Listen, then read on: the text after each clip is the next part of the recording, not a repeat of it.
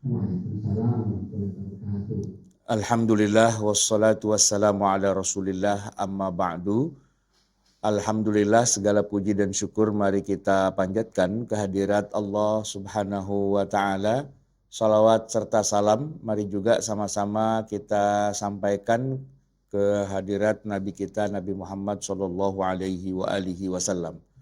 Bapak Ibu yang dirahmati Allah, pagi hari ini kita akan meneruskan kajian kita belajar memahami Al-Quran, dan kita memang sengaja membahas pada bagian yang menjadi tantangan dalam mempelajarinya. Hari ini kita akan membahas satu tema di dalam sekian banyak tantangan itu, yaitu tentang satu kata banyak makna. Saya akan tampilkan sekarang di belakang saya apa yang sudah saya tulis. Ya.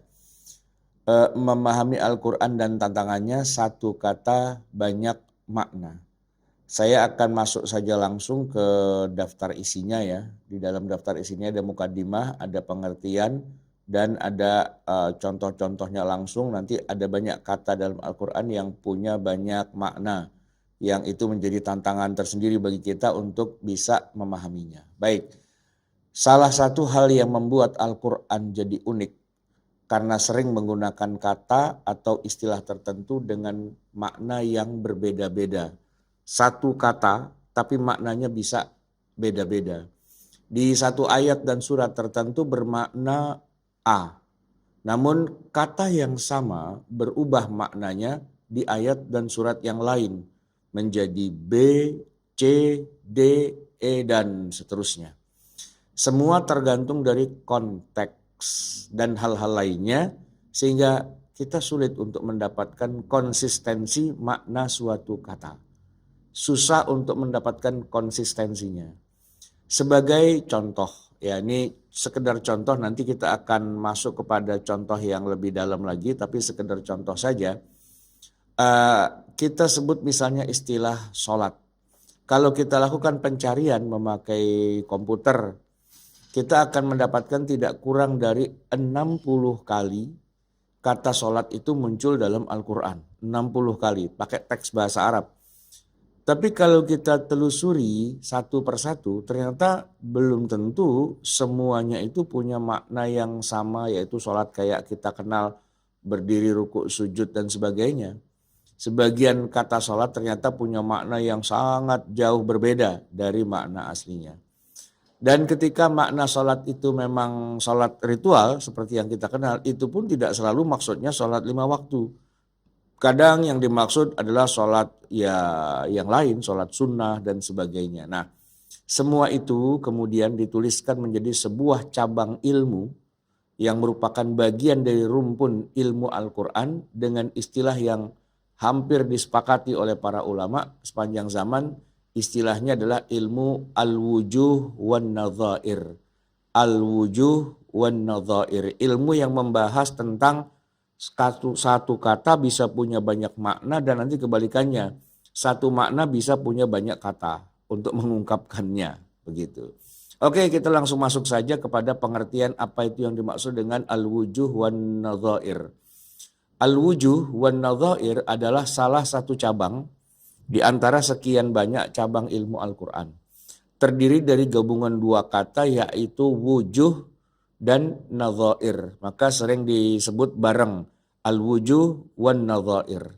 Wujuh itu apa, nadhair itu apa? Mari kita dalami. Wujuh adalah bentuk jamak dari kata wajhun. Wajah itu ya wajah kita. Ya, wujuh itu jamak dari wajah.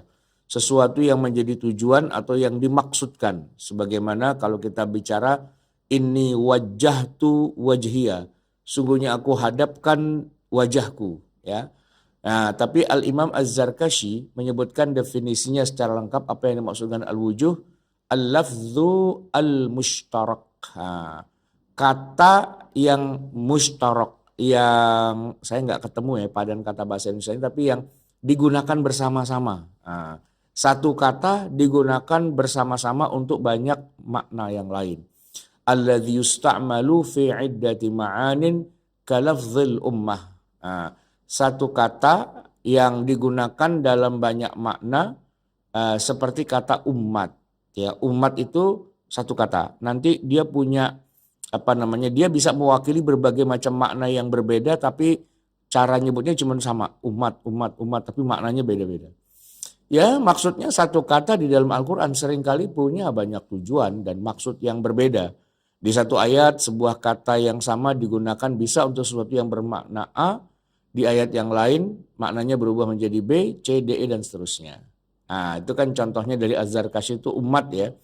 Umat itu banyak maknanya, bisa jadi kumpulan manusia, bisa juga bermakna waktu, bermakna agama, bahkan juga bermakna imam atas suatu kebaikan. Contoh lain nanti ada qaswarah. Qaswarah itu bisa berarti singa, tapi juga bisa berarti yang melempar panah. Contoh lain adalah quru yang bermakna haid dan juga bermakna suci dari haid. Tapi intinya wujuh di sini adalah satu kata namun punya banyak makna. Baik, lawannya atau kebalikannya namanya nadzair. Nadzair itu bentuk jamak dari nadhirah. Yang kalau dalam kamus bahasa Arab Ibnu Manzur mengatakan al-mithlu wasyibhu. Al-mithlu kesamaan, asyibhu keserupaan. Fil ashkali dalam bentuk, al-akhlaqi wal af'ali wal aqwal dalam bentuk perilaku, perbuatan atau perkataan. Dan sebagaimana kata Ibnu Mas'ud radhiyallahu an yang pernah menggunakan kata nadzair dalam ungkapannya, laqad araftun nadzaira allati kana an-nabiyyu yaqrinu bainahunna fa dzakara 20 suratan minal mufassal. Aku tahu nadzair ketika Nabi mengelompokkan 20 surat yang termasuk mufassal. Jadi nadzair itu kebalikannya. Jadi kalau tadi yang disebut dengan al-wujuh, satu kata punya banyak makna. Nah, kalau nadzair kebalikannya, satu makna tapi dengan banyak kata, bisa diungkapkan dengan banyak kata. Ya, kalau saya mau ambil contoh yang gampangnya tuh kayak gini. Nabi Muhammad itu oleh banyak pujangga atau oleh banyak penyair, kalau lagi dipuji itu pujian kepada Nabi Muhammad itu diserupakan dengan misalnya dengan seperti cahaya matahari yang menerangi alam semesta, ya kan? Tapi banyak juga yang kemudian menyerupakannya dengan bulan purnama yang menerangi gelap malam, ya kan? Nah, maka kalau di dalam ungkapan puisi atau karya sastra yang memuji Nabi Muhammad disebutkan begini, anta syamsun, engkau adalah matahari, anta badrun, engkau adalah bulan purnama, anta nurun fauqa nuri, engkau adalah cahaya di atas cahaya. Nah, ini yang benar yang mana? Nabi Muhammad seperti matahari atau seperti bulan atau seperti cahaya di atas cahaya, ya kan? Bahkan belum selesai dia memuji Nabi, anta iksirun wa ghali, engkau adalah permata yang sangat mahal. Jadi mengungkapkan Nabi itu dengan berbagai macam cara pengungkapan, tapi maksudnya ya orangnya itu juga, yaitu Nabi Muhammad. Itu namanya nadzair. Mengungkapkan satu objek yang sama tapi dengan berbagai macam kata yang berbeda. Nah, ini kan kebalikan dari yang namanya wujuh ya. Wujuh itu satu katanya, tapi satu kata itu bisa untuk menjelaskan A, B, C, D, E yang lain gitu ya. Satu, jadi kayak imbangannya lah, berbalik-balikannya. Al-wujuhu wan nadzair. Baik, kita langsung masuk saja to the point kepada contohnya ya. Tadi kan saya kasih contoh di awal ada 60 kata sholat di dalam Al-Quran ya. Sekarang ayo kita breakdown. Dari sisi wujuh, kata sholat di dalam Al-Quran kadang bisa bermakna sholat itu sendiri dalam arti ibadah ritual. Namun seringkali maknanya menjadi banyak, yaitu ke makna yang lain di luar sholat. Kita mulai dari yang sholat 5 waktu dulu ya. Pada dasarnya kata sholat memang merujuk kepada ibadah ritual sholat yang kita kenal dan maksudnya adalah 5 waktu. Ya, misalnya kata sholat di dalam ayat berikutnya, hafidhu ala salawati was salatil wusta wa qumu lillahi qanitin.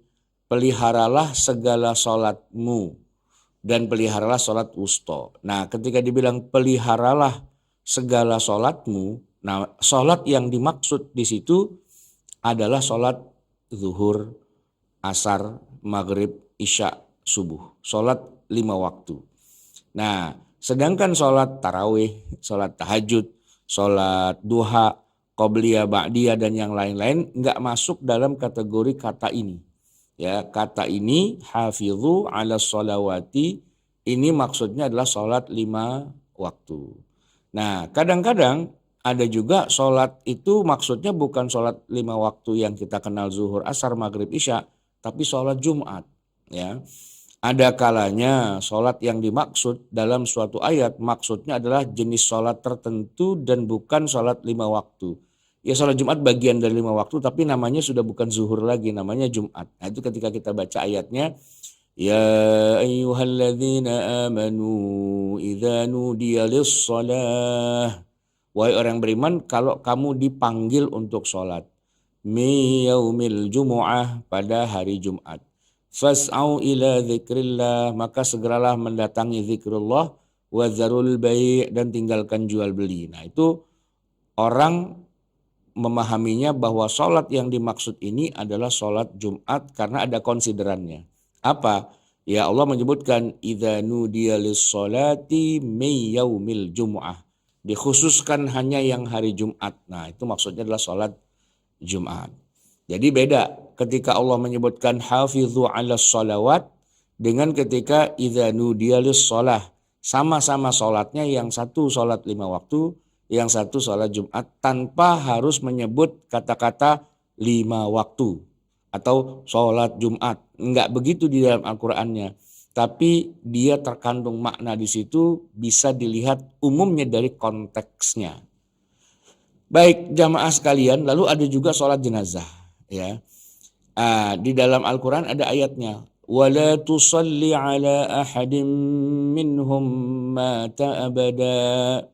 Wala tusalli, dan janganlah kamu mensolatkan ala ahadin minhum, atas salah satu di antara mereka, mata yang meninggal, abadan, untuk selama-lamanya. Nah, ini adalah larangan untuk mensolatkan jenazah. Kata wala tusalli, dan janganlah kamu solat, maksudnya janganlah kamu solatkan jenazah itu. Nah, dari mana kita tahu itu sholat jenazah? Pertama, tusalli ala ahadin, menyolatkan atas seseorang. Oh, berarti itu sholat jenazah gitu kan. Selain itu, ayat ini sebelumnya ada ceritanya panjang. Nah, kemudian sampailah pada jangan sholatkan jenazahnya. Baik jamaah sekalian, tapi setelah kita bicara kata sholat maknanya 5 waktu, maknanya sholat Jumat, maknanya adalah sholat jenazah, kita akan masuk kepada contoh sholat yang artinya atau maksudnya dan maknanya sama sekali nggak ada hubungannya dengan ibadah berdiri, rukuk, sujud, sholat yang kita kenal. Ya, di sini dalam bahasa Indonesia sholat itu berbeda dengan kata sholawat. Ya, kita itu kalau bilang ayo kita bersolawat pada Nabi gitu ya, kita kan nyebutnya sholawat gitu. Padahal dalam bahasa Arab keduanya benar-benar alias itu juga, benar-benar sama ya. Bedanya sholat itu berbentuk tunggal, sedangkan sholawat itu berbentuk jamak ya. Jadi punya akar kata yang sama antara sholat dengan sholawat. Jadi sholat itu kan kalau pakai fi'il madhi dan mudhari'nya sholla yusolli, ya kan? Sholat telah mengerjakan sholat, yusolli sedang mengerjakan sholat. Perbuatannya sendiri disebut dengan sholat, as-sholatu. Nah, kalau sholatnya satu namanya as-sholah. Kalau sholatnya ada dua namanya as-sholatani atau sholataini. Tapi kalau sholatnya banyak ya, 3, 4, 5 dan seterusnya ya, maka dalam bahasa Arab itu berubah namanya menjadi sholawat. Itu bentuk jamak dari kata sholat. Ya, kayak gini misalnya. Kalau dalam bahasa Arab tuh kita bilang rumah ya, baitun ya kan. Bait itu satu rumah. Kalau dua rumah baitani. Nah, kalau banyak buyutun. Nah, buyut itu banyak bentuk jamak gitu. Apa beda antara bait dengan buyut? Ya, kalau bait itu satu, kalau buyut itu banyak gitu ya. Abun, bapak. Kalau banyak ya, aba Jadi apa bedanya antara abun dengan aba? Abun itu satu, aba itu bapak-bapak banyak, ya kan? Umun itu satu, ya, ibu. Nah, kalau ibunya ada banyak, ummahat gitu. Nah, apa namanya? Kitab, ya, buku, kitabun satu. Kalau banyak, kutub gitu. Nah, itu kan kita belajar dalam bahasa Arab tuh antara yang bentuk tunggal mufrad dengan bentuk yang jamak, ya, atau yang banyak gitu. Nah, kata sholat itu kalau dalam bahasa Arab itu mufrad, satu sholatnya. Nah, kalau sholatnya banyak, sholawat. Sholawat, ya gitu. Jadi usolli sholawat kamilah. Saya melakukan sholat-sholat yang banyak. Usolli atau sholaitu sholawat kathirah. Bahasa Arab nih ya. Sholaitu, aku sudah sholat, sholawat kathirah. Saya sudah sholat dengan sholat-sholat yang amat banyak. Ah gitu. Jadi sholawat itu kalau dalam bahasa Arab artinya adalah sholat yang banyak. Begitu.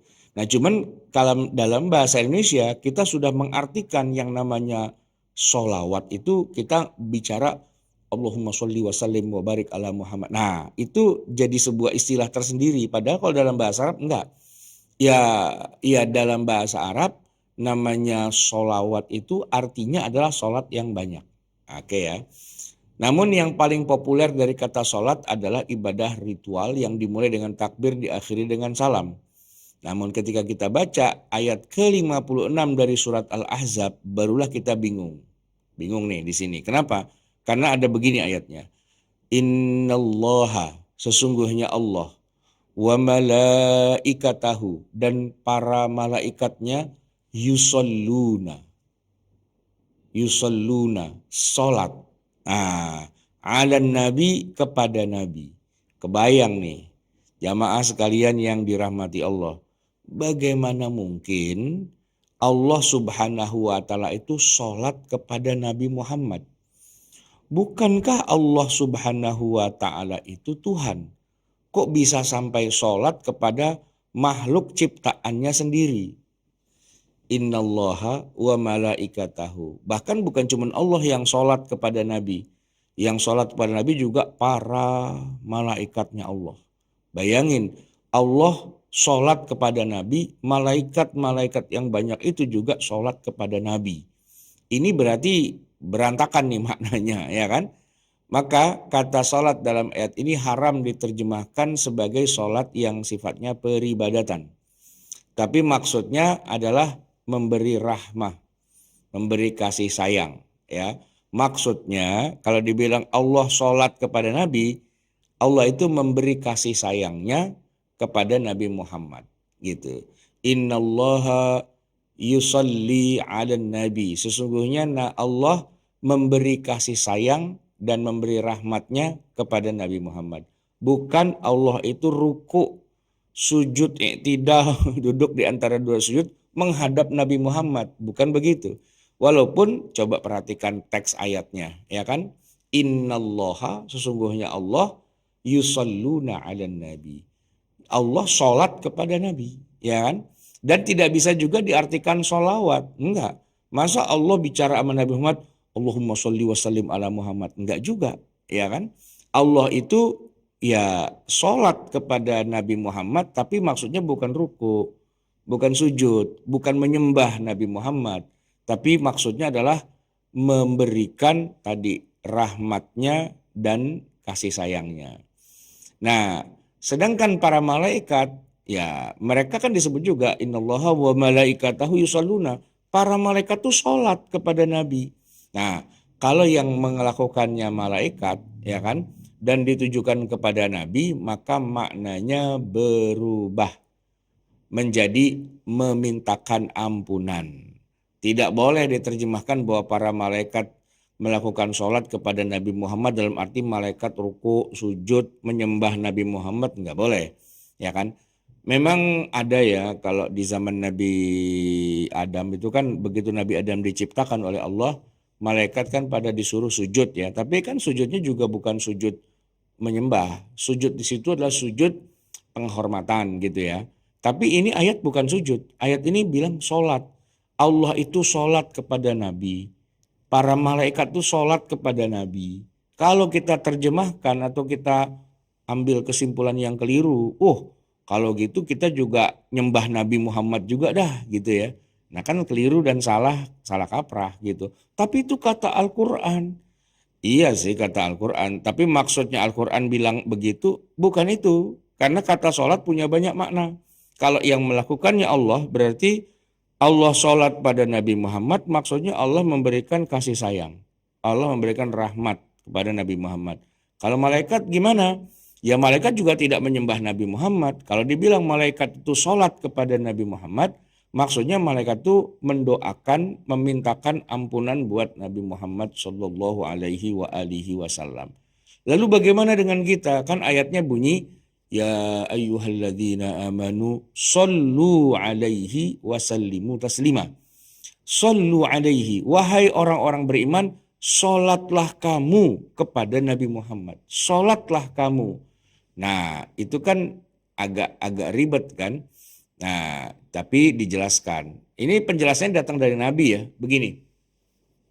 Ketika membaca ayat ini para sahabat pada bingung dan bertanya, Ya Rasulullah, apa benar Allah Tuhan kita yang seharusnya kita sembah, dia itu sholat kepada Anda? Emang benar ya Rasul? Karena ayatnya bunyi begitu kan. Apa benar para malaikat itu menyembah Anda? Gitu. Terus yang ketiga, kita disuruh sholat juga kepada Anda, apa kita sujud pada Anda gitu. Nah kemudian Nabi mengklarifikasi. Enggak, 3 kata sholat itu maksudnya bukan menyembah, bukan rukuk sujud.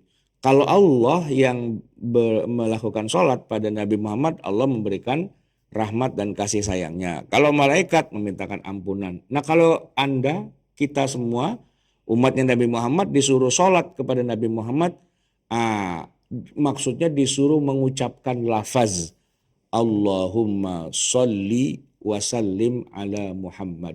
Allahumma sholli wa sallim ala Muhammad. Jadi Bapak Ibu jamaah sekalian, ini yang penting untuk kita ketahui bahwa kata sholat itu harus dipahami berdasarkan konteksnya. Tidak bisa disamakan antara sholat yang kita kenal dengan sholat yang lain, yang mana itu sholat yang melakukan Allah berarti Allah itu memberi rahmat. Lalu kalau malaikat mintakan ampunan, lalu kalau kita sholatnya adalah ternyata kita sholat kepada Nabi, ternyata bukan sholat, bukan berdiri rukuk sujud, tapi kita disuruh membaca Allahumma sholli ala Muhammad. Dasarnya, nah coba saya akan lihat di background. Di background saya ini ada tulisan hadis Nabi ya. Ya Rasulullah, qad alimna kaifa nusallimu alaika. Wahai Rasulullah, kami sudah tahu bagaimana cara mengucapkan salam kepada Anda. Fa kaifa nusalli alaika? Lalu bagaimana kita sholat kepada Anda? Qala, Nabi menjawab, qulu, kalian ucapkan, Allahumma salli ala Muhammad wa ala ali Muhammad. Lafazkan Allahumma salli ala Muhammad wa ala ali Muhammad. Jadi jamaah sekalian yang dirahmati Allah, ya, Allah Subhanahu wa Ta'ala menggunakan kata sholat untuk banyak makna yang berbeda-beda. Ada makna yang kaitannya langsung dengan sholat itu sendiri, tapi juga macam-macam, apakah sholat 5 waktu, apakah sholat Jumat, apakah sholat jenazah.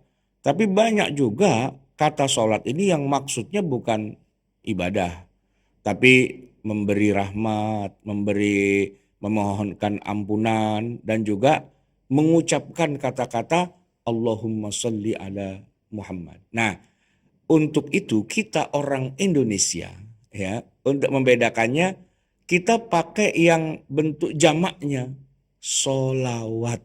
Nah, kalau orang Indonesia dibilang, ini kita sholat apa sholawat nih, gitu kan? Kalau orang Arab bingung.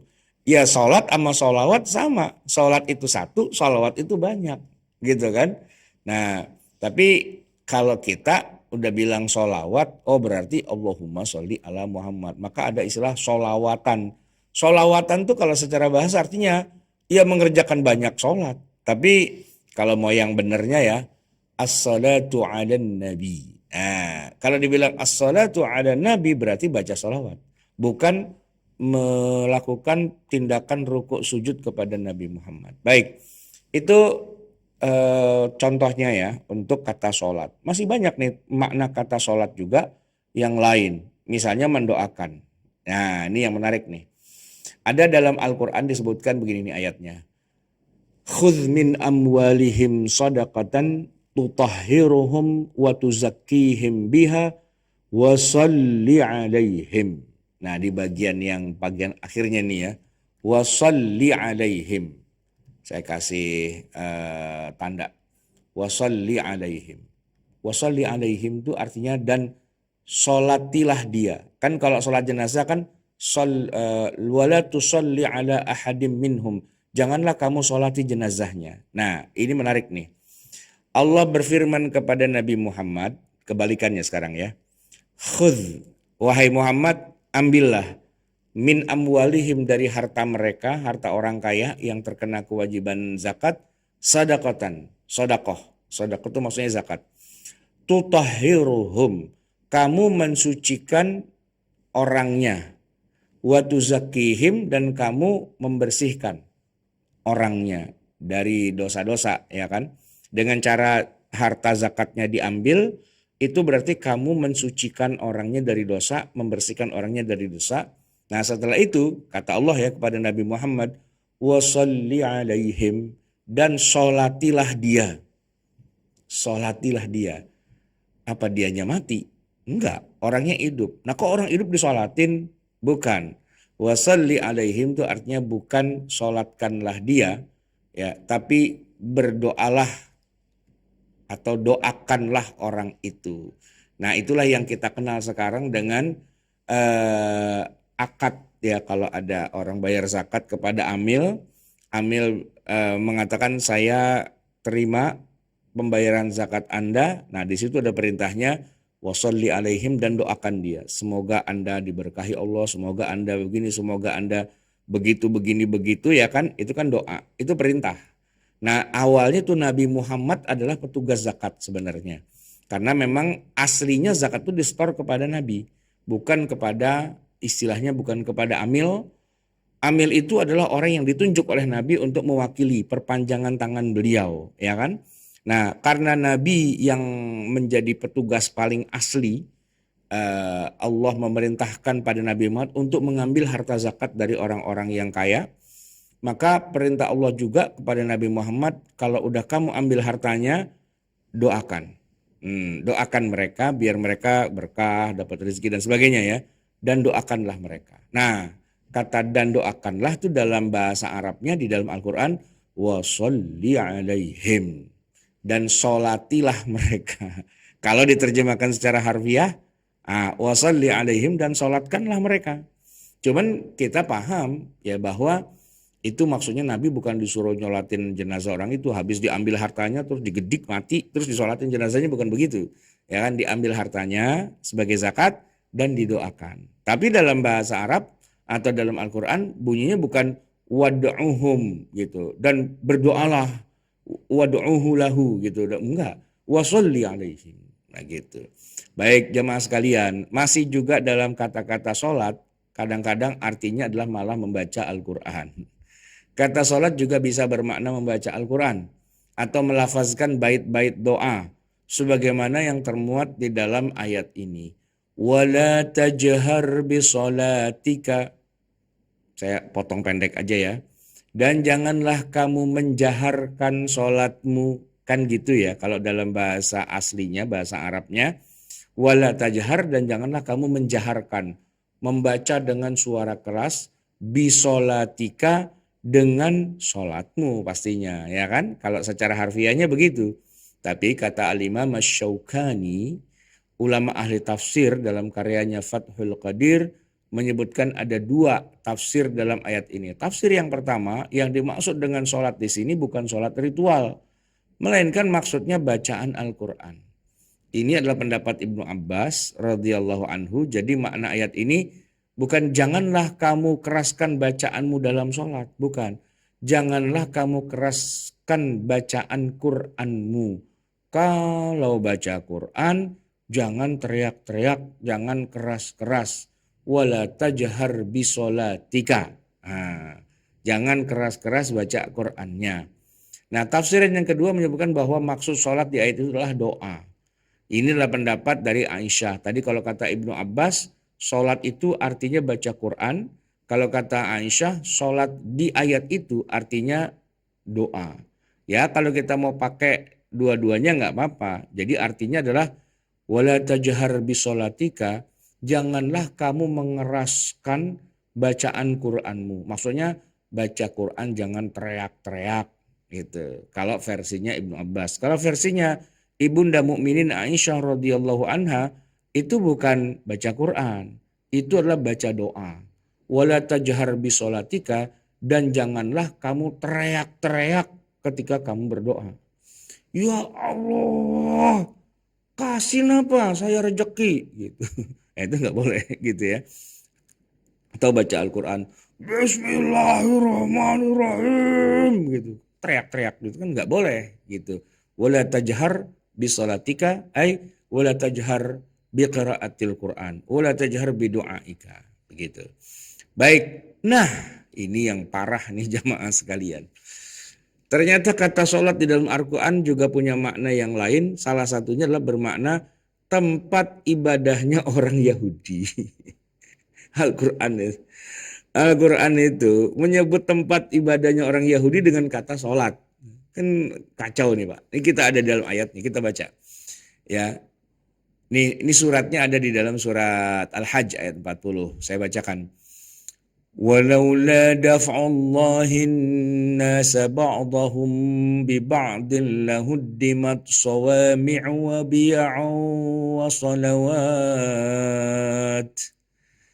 وبيع وصلوات ومساجد. Nah, ini nih ya, saya baca terjemahannya. Dan sekiranya Allah tidak menolak keganasan sebagian manusia dengan sebagian yang lain, tentulah telah dirobohkan. Nah, ada 4 tempat yang disebutkan. Lahuddimat, tentulah sudah dirobohkan apa? Sawami'. Sawami' itu kalau di dalam terjemah Kementerian Agama diartikan sebagai biara-biara Nasrani. Kemudian wabiya'un. Nih ya, saya harus kasih sawami' ini nomor 1 sawami' ya. Sawami' itu artinya ini biara-biara Nasrani. Ya kan? Kemudian wabiya'un. Biya'un itu ini artinya gereja-gereja. Nah, yang ketiga wasolawatun. Apa artinya solawatun? Nah, ini dalam terjemahan Al-Quran, rumah-rumah ibadah orang Yahudi. Solawat. Tadi kan kita udah belajar ya. Kalau sholatnya 1 namanya sholat. Kalau sholatnya 2 sholatani. Kalau sholatnya banyak, sholawat. Nah, Allah menyebut kata sholawat di ayat ini. Walaula dafa'ullahin nasa ba'dahum li ba'dil lahuddimat sawami'u wa biya'u wa sholawat. Wa sholawatu wa masajidu tuzkaru fiha smullahi katsira. Sholawat artinya adalah rumah ibadah orang Yahudi. Nah, yuk kita sholawat, yuk kita ke rumah ibadahnya orang Yahudi. Itu ayat Quran dan itu terjemah resmi Kementerian Agama. Memang maksudnya memang benar. Memang rumah ibadah Yahudi ini tidak terjadi kesalahan penerjemahan. Ini terjemahnya sudah sangat benar. Kalau mau dicek di terjemah versi yang lain, misalnya di Prof. Quraisy Shihab, di Buya Hamka atau di mana yang lain, ya artinya sama. Cuman pertanyaannya adalah kok rumah ibadah Yahudi Allah nyebutnya sholawat sih. Lah ya terserah Allah kan, yang Tuhan kan dia. Tapi kita harus paham aja, kadang-kadang Allah menggunakan kata sholat dengan makna yang banyak, dan dalam konteks ayat ini surat Al-Hajj surat ke-22 ayat 40, sholawat di sini artinya adalah rumah ibadahnya orang Yahudi. Kalau kita buka buka terjemahan Al-Quran versi Kementerian Agama, beberapa istilah itu diterjemahkan menjadi sawami, itu kan biara Nasrani ya kan. Biak diartikan gereja-gereja, nah salawat diartikan dengan rumah ibadah orang Yahudi. Dengan rumah ibadah orang Yahudi itu. Lalu baru setelah itu ada kata masjid, ya itu masjid yang kita kenal gitu ya. Kita cek ke dalam kitab tafsir yang klasik. Ibnu Katsir misalnya, dalam tafsir Al-Quranul Azim menyebutkan bahwa sahabat Ibnu Abbas mengatakan bahwa makna kata sholawat di ayatnya adalah kana isun nasoro, rumah ibadah orang Kristen. Lalu para mufassir lain seperti Ad-Dhahhak, Ikrimah dan Qatadah menyebutkan bahwa makna sholawat di ayatnya adalah kana isul Yahud. Kana isul Yahud, rumah ibadah orang Yahudi. Jadi ya ada dua nih, ada dua pandangan. Satu mengatakan itu rumah ibadah orang Yahudi, sebagaimana yang ada di dalam terjemahan Kementerian Agama. Nah, lalu ada juga yang mengatakan itu rumah ibadah orang Nasrani. Yang pasti itu bukan masjid. Tapi Allah menyebut kata sholawat itu ya sholawat. Yang artinya kata aslinya sih sholat. Tapi maksudnya ternyata rumah ibadah agama lain. Nah, ada juga akhirnya artinya adalah masjid. Ya, terakhir kata sholat juga bisa dimaksudkan dengan masjid. Ya, nih ayatnya. Ya ayyuhalladzina amanu la taqrabus salata wa antum sukara. La taqrabus salata. Janganlah kamu mendekati salat. Janganlah kalian mendekati salat. Kalau larangan jangan mendekati zina, itu mudah difahami. Zina itu kan hubungan seksual di luar nikah. Maka mendekati zina itu adalah melakukan segala hal yang membawa kepada perbuatan zina. Seperti pacaran, berkholwat, bercumbu. Ya yang mukaddimah zina. Tapi bagaimana larangan jangan mendekati sholat? Perbuatan apa yang dimaksud dengan mendekati sholat?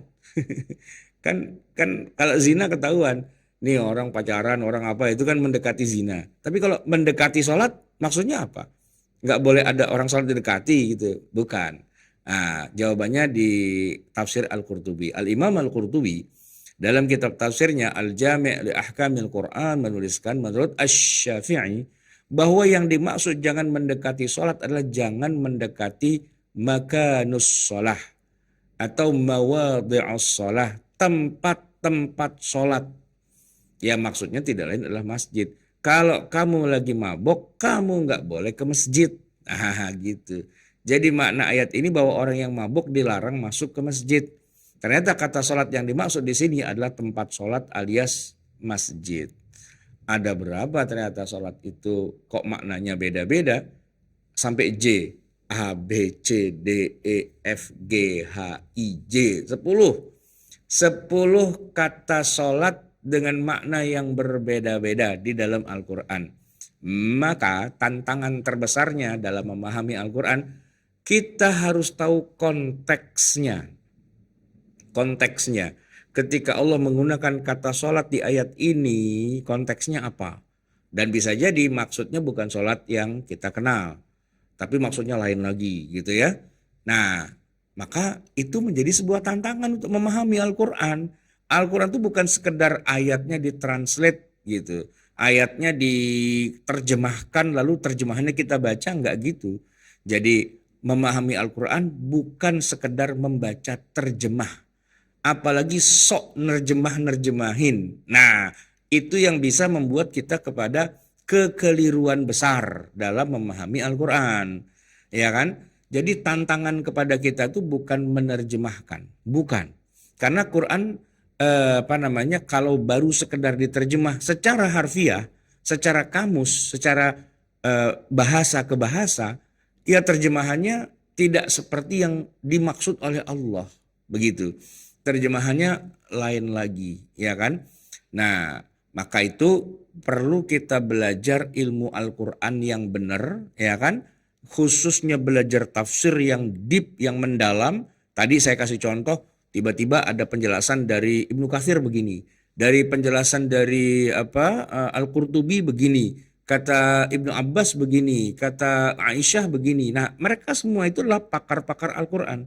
Kita harus tanyakan kepada mereka, Allah menyebut kata sholat di ayat ini, itu maksudnya beneran sholat atau gimana? Nah, itu kayak gitu-gitu informasi dari masing-masing ulama itu nggak ada di dalam terjemahan Al-Quran. Nggak ada. Bahkan kalau terjemahkan secara apa adanya pun gitu juga tambah bingung kan. Nah, oleh karena itu ya balik lagi. Memahami Al-Quran tidak sesederhana sekedar membaca terjemah. Ya. Memahami Al-Quran berarti harus memahami konteksnya, memahami segala hal yang terkait. Nah, formatnya adalah belajar tafsir. Jadi belajar tafsir itu bukan menafsir-nafsiri sendiri gitu, bukan. Bukan menurut saya ayat ini begini, menurut saya begitu, enggak. Itu namanya tafsir cocokologi, ngarang tafsir, enggak boleh. Ya tafsir itu ya harus merujuk kepada siapa yang memang Allah ajak bicara, ya Rasulullah. Ya kan? Makanya para sahabat begitu ada ayat turun, innallaha malaikatahu yusalluna 'alan nabi ya ayyuhalladzina amanu sallu 'alaihi wa sallimu taslima. Mereka bingung. Allah sholat kepada nabi. Malaikat sholat kepada nabi. Kita disuruh sholat kepada nabi. Ini maksudnya apa ya? Nah, ini bedanya kita dengan para sahabat. Kalau kita ngarang langsung, ngarang bebas. Maksudnya mungkin ini, maksudnya mungkin itu, ngarang aja dia gitu kan. Dia nggak ngerti tuh ayat Quran. Harusnya jangan gitu. Coba tanya kepada sumbernya.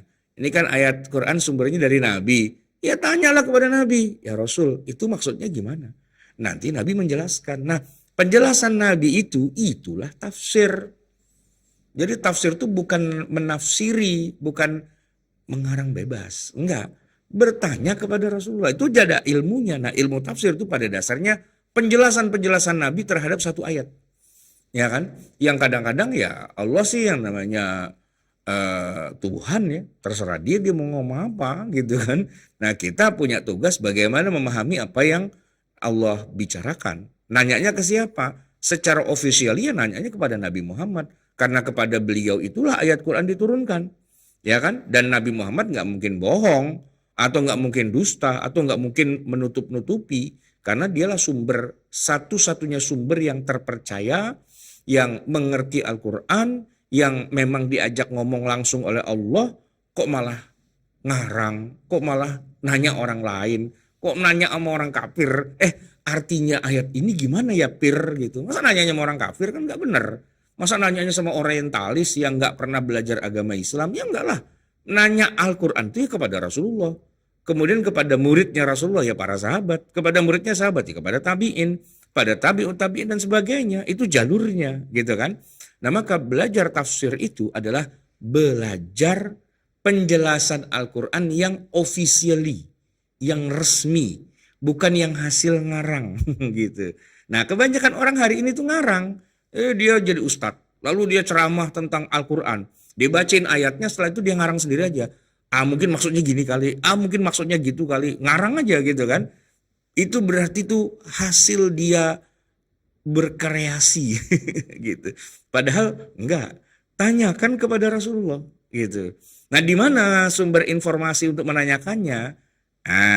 Di dalam kitab-kitab namanya kitab tafsir. Apakah itu tafsir Al-Qurtubi, apakah itu tafsir At-Tabari, apakah itu tafsir Mafatihul Ghaibi, apakah itu tafsir Al-Alusi, dan sekian banyak. Kan banyak tuh kan. Cuman memang satu masalah, apa? Semua kitab tafsir itu ditulis dalam bahasa Arab. Kalau kita nggak bisa bahasa Arab, udah nangis aja kita gitu kan.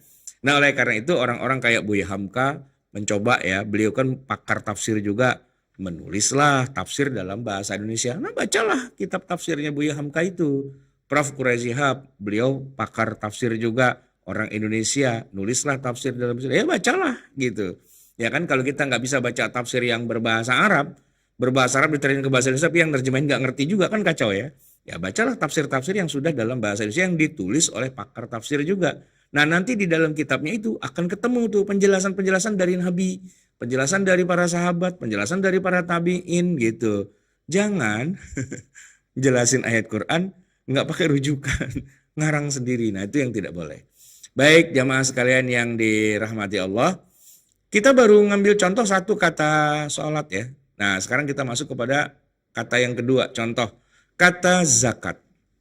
Sekarang kita pindah kepada kata zakat. Ada unsur al-wujuh wan nadhairnya juga ternyata di dalam zakat itu. Jadi ya kita akan coba pretelin satu-satu di mana saja kata-kata zakat itu muncul dan maknanya itu kadang-kadang bisa bermakna zakat seperti yang kita kenal tapi juga bisa bermakna yang lain.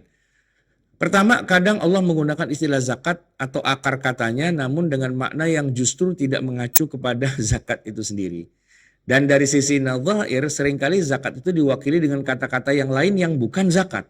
Nah, istilah yang digunakan zakat atau yang sama akar katanya tapi maknanya justru sama sekali keluar dari zakat itu ada beberapa contohnya. Ya misalnya kata pujian, suci dan perbaikan, ya pujian.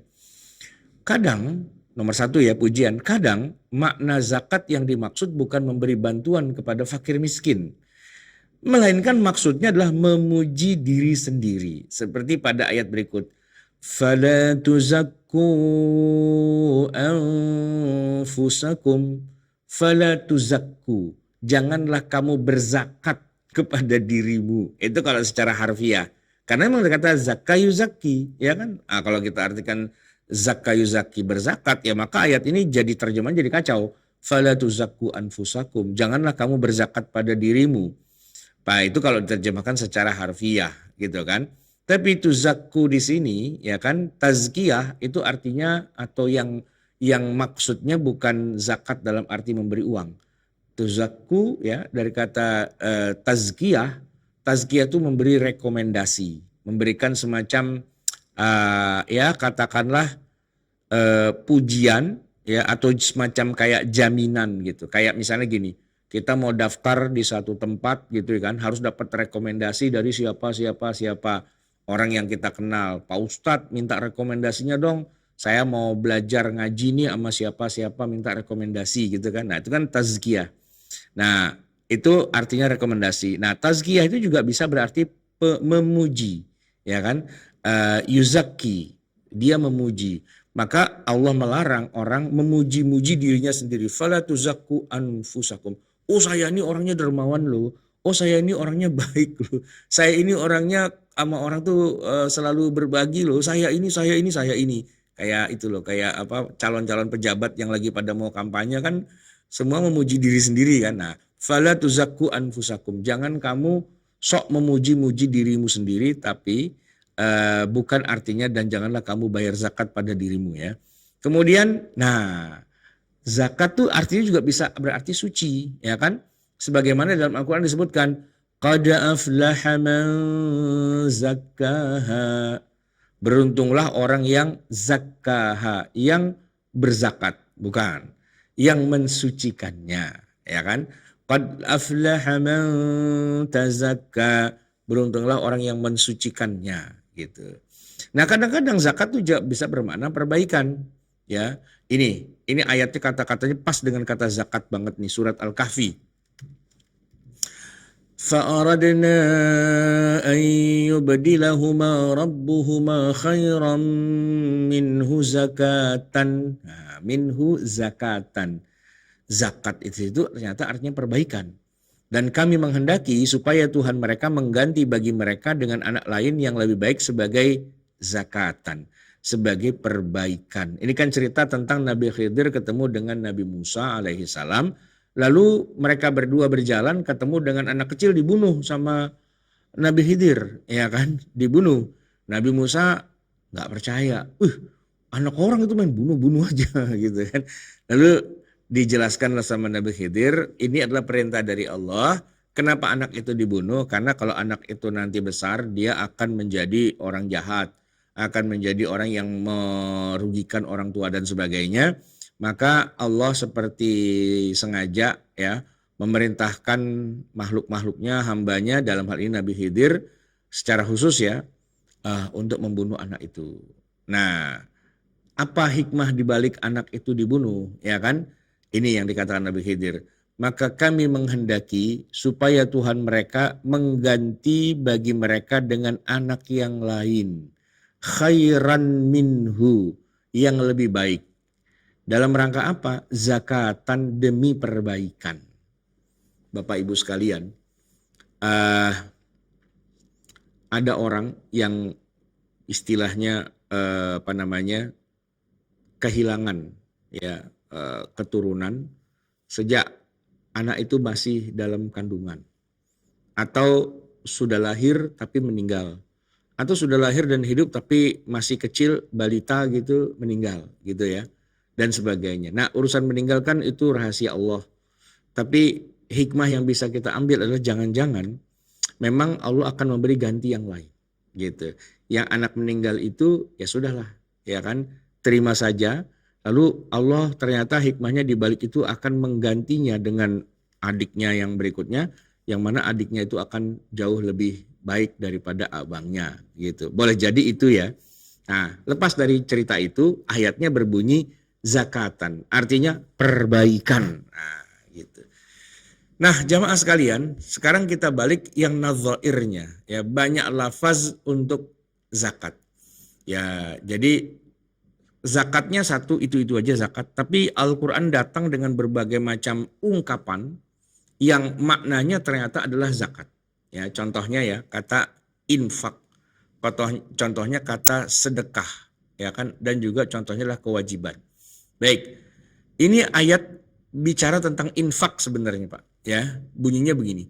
Ya ayyuhalladzina amanu anfiqu. Wahai orang yang beriman, anfiqu. Anfiqu, berinfaklah atau infakkanlah min thayyibati ma kasabtum, yang baik-baik dari apa yang sudah kamu hasilkan, wa mimma akhrajna lakum, dan dari apa yang kami keluarkan untukmu, minal ard, dari bumi. Infakkan apa yang kamu hasilkan dari usaha kamu dan apa yang kamu dapatkan dari hasil bumi kamu. Infakkanlah. Surat Al-Baqarah ayat 267. Infakkan sebagian. Nah, kalau dibilang infakkan sebagian, ini maksudnya apa? Apakah ya sebagaimana kita bilang kotak infak gitu ya? Ternyata para ulama sepakat, inilah ayat tentang kewajiban kita bayar zakat dari hasil usaha kita atau bayar zakat dari hasil panenan kita. Ya, kita punya usaha harus ada zakatnya. Kita punya tanaman ya harus ada zakatnya. Nah, tapi Allah tidak menyebut kata zakat di ayat ini. Allah menyebutkan kata anfiqu, infakkanlah. Nah, ini kan jadi kacau nih jamaah sekalian. Karena gini, kalau zakat kita taunya itu wajib, rukun Islam, ya kan? Rukun Islam yang 5 itu kan syahadat, sholat, zakat gitu kan. Orang kalau nggak zakat bukan cuma sekedar dosa besar, bisa dituduh murtad, bisa diperangi, bisa halal darahnya kalau zakat gitu. Nah, kalau infak kan sebagaimana yang kita paham ya, infak mah suka-suka ya kan, bisa aja kita sholat di masjid terus kotak infak lewat gitu. Terus kita doa gitu sambil merem gitu kan, pura-pura kagak tahu ada kotak infak lewat, kan lewat tuh. Dosa nggak, Pak? Masuk neraka nggak? Disiksa nggak di akhirat? Ya enggak lah. Orang namanya juga kotak infak gitu kan. Nggak wajib kan. Nah, sekarang pertanyaannya, kalau kita kerja, kita punya usaha ada hasilnya, kita punya pertanian ada hasilnya, itu wajib diinfakkan apa wajib dizakatkan? Ya kalau menurut ayatnya mah diinfakkan. Ya, kalau infak mah kagak wajib gitu kan. Ternyata wajib. Oh, jawabannya adalah walaupun Allah ngomongnya diinfakkan, tapi maksudnya adalah dizakatkan. Jadi zakat itu kadang-kadang disebut di dalam Al-Quran dengan kata yang lain. Maksudnya zakat, tapi ngomongnya infak. Puyeng-puyeng. Puyeng. Oke.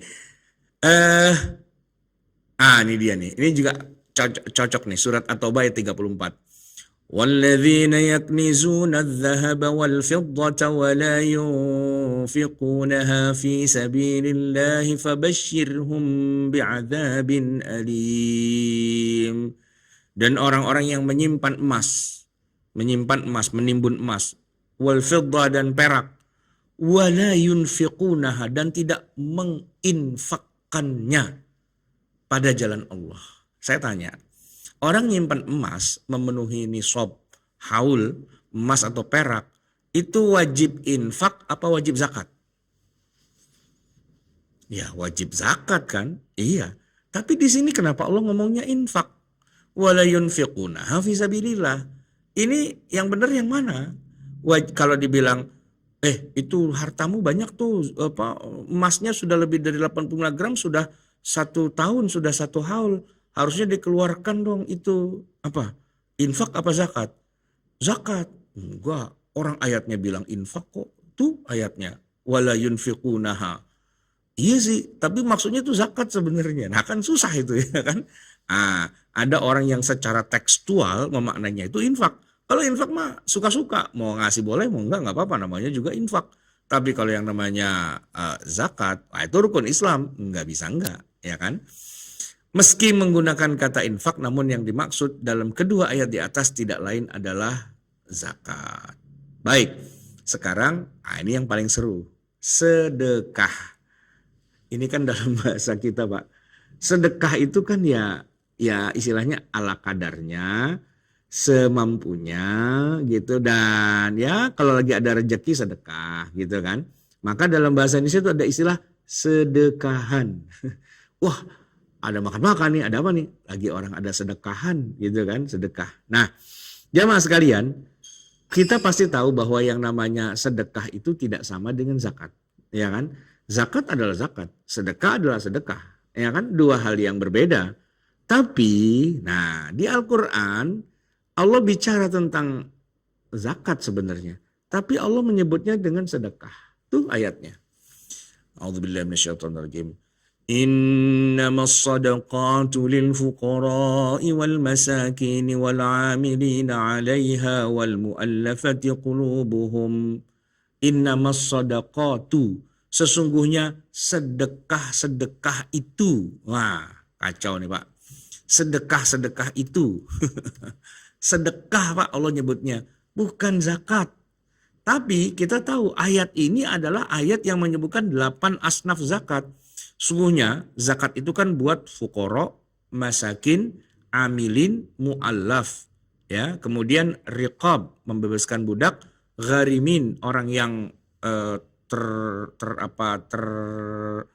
teranu dengan hutang, terlilit dengan hutang, ya kan? Wa fisabilillah, orang yang perang di jalan Allah, dan yang terakhir wabni sabil, orang yang kehabisan bekal di perjalanan. Itu 8 asnaf.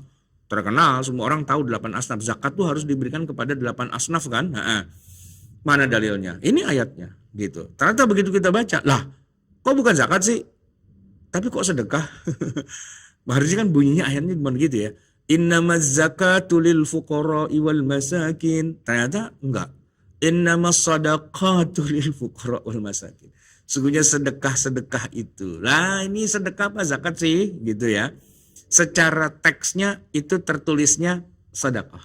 Tapi secara murad, al-maksud, yang dimaksud oleh Allah, ternyata maksudnya adalah zakat. Nah berarti kadang-kadang Allah menggunakan kata yang lain yang beda gitu ya. Padahal maksudnya ini gitu. Nah itu, jadi kan inilah yang namanya al-wujuhu wan nadhair. Ada satu kata punya banyak makna, dan ada satu makna punya banyak kata untuk diungkapkan. Dan kadang-kadang kalau nggak ngerti, jadi kalayangan sendiri, jadi puyeng sendiri gitu kan. Begitu juga tadi ayat yang tadi sudah kita baca. Khudz min amwalihim shadaqatan. Nah ini juga contoh. Ambillah dari harta mereka sedekah. Padahal nih ayat, kita sepakat ayat ini tentang zakat. Dan diterjemahnya, lihat diterjemah Kemenak, ambillah zakat. Tuh, ambillah zakat. Tapi di Arabnya, Allah nggak bilang zakat loh, nggak bilang khudz min amwalihim zakatan, nggak bilang begitu. Khudz min amwalihim shadaqatan. Shadaqah artinya apa? Ya sedekah. Jadi kalau kita punya harta, ya sedekahinlah kalau bisa. Tapi kalau zakat enggak. Zakat kalau punya harta memenuhi nisab dan melebihi pemilikan 1 haul, wajib zakat. Zakat itu bukan kalau bisa. Zakat itu kewajiban, otomatis kayak sholat. Bukan begini, wah udah subuh nih, kalau bisa sholat subuh deh. Bukan kalau bisa, wajib lo sholat subuh. Kan gitu ya, karena itu kewajiban memang, bukan kalau bisa. Kalau sedekah itu kalau bisa. Tapi kalau zakat harus, mesti, kudu, wajib, dan seterusnya. Nah, kadang-kadang Allah menggunakan bahasa yang lain untuk zakat. Dengan mengatakan adalah sekedar kewajiban aja, ya kan? Ah, gitu. Jadi apa namanya? Nih. Idza asmara wa atu haqqahu yauma hasadih, dan tunaikanlah haknya di hari memetik hasilnya. Haknya. Nah, haknya itu maksudnya apa? Haknya orang miskin yang jadi kewajiban orang yang punya pertanian. Ini kan ngomongin orang bertani, padi, ya kan, gandum. Pokoknya makanan-makanan yang tanaman-tanaman yang hasilnya adalah makanan pokok bagi suatu bangsa. Itu kalau jumlahnya memenuhi nisab gitu ya, begitu panen itu ada haknya orang miskin di dalam itu, dan itu menjadi kewajibannya si yang punya tanaman, kan gitu ya. Nah, wa atu haqqahu, dan tunaikanlah haknya, ya kan? Haknya buat orang miskin kalau dilihat dari sisi orang yang punya tanaman, tunaikanlah kewajibannya. Kewajibannya itu apa? Ya kewajibannya sih zakat sebenarnya. Hak yang dimaksud di sini tidak lain adalah zakat. Maksudnya tunaikan kewajibanmu untuk membayar zakat tanaman ketika panen, yang mana zakat itu menjadi hak para penerimanya. Yang jadi catatan di sini bahwa istilah zakat menggunakan kata hak yang maksudnya adalah kewajiban, tapi lepas dari itu semua yang dimaksud tidak lain adalah zakat. Baik, Bapak Ibu jamaah sekalian yang dirahmati Allah, tepat sudah 1 jam saya ngomong dari tadi gitu ya. Kita baru membahas 2 kata.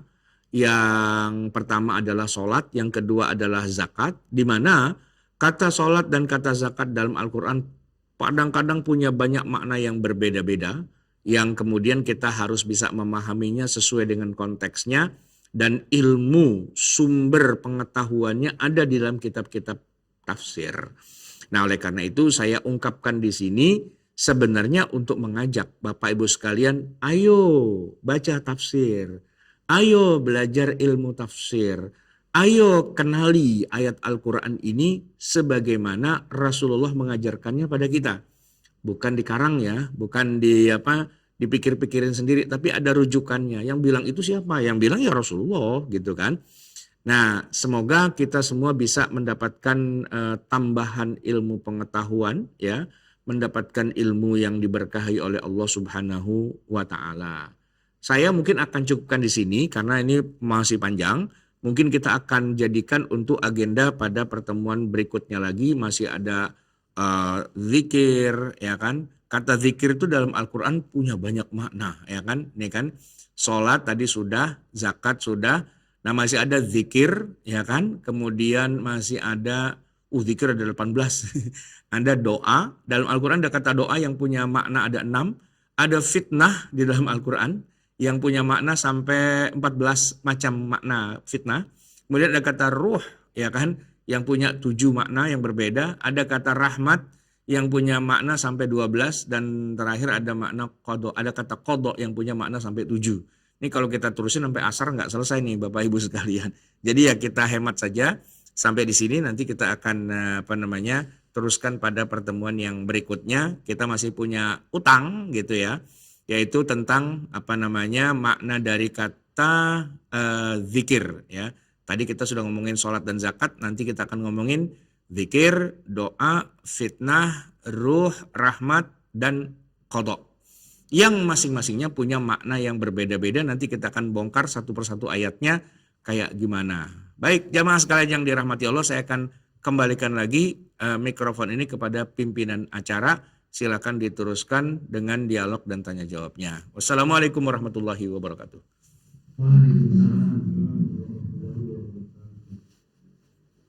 Silakan, kemudian ada yang bertanya, kita tampung terlebih dahulu yang berkaitan dengan ayat-ayat ini ya. Yang persilakan. Terima kasih Pak Ustaz atas penyampaian ilmu pada pagi hari ini. Insya Allah sangat bermanfaat bagi kami dan seluruh jemaah. Silakan jemaah sekalian, mungkin ada pertanyaan, silakan raise hand dan langsung disampaikan kepada Bapak Ustaz. Ya, kita ada Bu Reni, mohon silakan untuk karena waktu 1 pertanyaan ya Bu.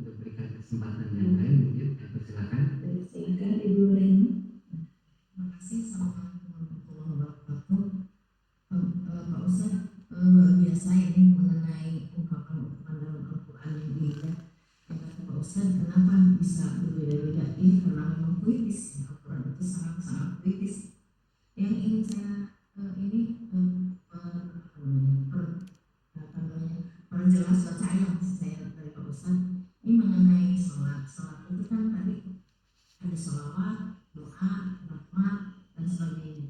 Mana yang lebih luas pemahaman sholat? Atau memang tetap saja di dalam sesuai dengan konteks? Itu yang bisa. Iya, iya. Yang paling luas itu sholat itu doa atau apa? Atau sesuai konteks itu? Sesuai konteks, Bu. Kita nggak bisa bilang dari banyak sekian makna, saya maunya maknanya cuma satu aja, nanti saya paksa di semua ayat maknanya harus itu. Ya enggak, ya harus sesuai konteks gitu. Ketika Allah menyebut kata sholat, tapi maksudnya ternyata bukan sholat, ya kita nggak usah ngedumel, nggak usah ngomel, enggak, maknanya bukan itu, enggak. Ya memang maknanya itu sesuai dengan apa yang dijelaskan oleh Nabi. Kan kita dapat keterangan ini bukan ngarang, itu kan dari Nabi yang nyampaikan pada kita bahwa ketika misalnya ya ayatnya tadi wasalli alaihim. Nah, kalau secara harfiah kan kita memahaminya dan sholatilah mereka. Nah, tapi kata Nabi bukan, itu bukan sholati, doakan. Oh, berarti maknanya di situ doakan ya? Iya. Nah, kita nggak bisa bilang Rasulullah tuh nggak ngerti Quran. Sayalah yang lebih ngerti. Itu maksudnya adalah ini, bukan itu. Nabi gitu kok nggak ngerti gitu. Kan nggak boleh begitu. Kita itu kalau baca Quran, menafsirkan Quran, nggak boleh pakai ego kita. Allah tuh tidak menurunkan Quran kepada kita loh. Allah menurunkan Qurannya pada Nabi Muhammad. Nanyanya kepada Nabi. Bukan kita ngarang. Gitu. Oke. Terima kasih, Ustaz. Ya. Baik, terima kasih Pak Ustaz. Masih ada yang berisi? Silakan.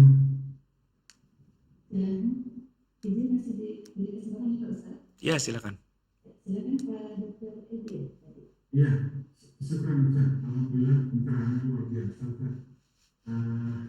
Mohon izin Ustaz, pertanyaannya mungkin agak ke belakang Ustaz. Ya. Saya pernah dengar ayat Muhammad itu tafsir, ayat yang mutasabihat takwil, barangkali diberi pencerahan juga Ustaz, kami mohon maaf. Oh, jadi gini jamaah sekalian, istilah kata tafsir dan takwil gitu ya. Memang para ulama tuh beda pendapat. Apakah tafsir dengan takwil itu maksudnya sama ataukah maksudnya beda ya? Nah, sebagian ulama mengatakan takwil itu adalah tafsir. Takwil adalah tafsir. Jadi jangan kita membuat istilah di mana kalau kita ngarang itu namanya takwil. Enggak. Takwil itu adalah tafsir di mana sumbernya langsung dari Nabi. Nah, contohnya ya, yang punya pendapat kayak gitu, contohnya mufassir terbesar Al-Imam Ibnu Jarir At-Tabari. Al-Imam Ibnu Jarir At-Tabari, dia punya kitab tafsir, namanya ya tafsir At-Tabari, ya Jami'ul Bayan. Nah, ini menarik. Beliau sendiri ketika menamakan kitabnya malah tidak menamakan kitab tafsir. Malah menamakan kitabnya Jami'ul Bayan li ta'wili ayil Quran. Jami'ul Bayan, kumpulan dari penjelasan untuk mentakwilkan ayat Quran. Beliau menggunakan kata takwil. Padahal semua orang sepakat isinya itu semua sumbernya dari Nabi. Semua isi dari dari kitab tafsirnya gitu ya. Kita nyebutnya kitab tafsir, tapi beliau sendiri penulisnya nggak bilang kitab tafsir. Ini kitab takwil. Jami'ul Bayan, kumpulan dari penjelasan yang mentakwilkan ayat Quran. Oke?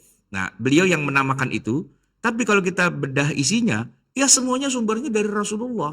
Sehingga beliau mengatakan, Anda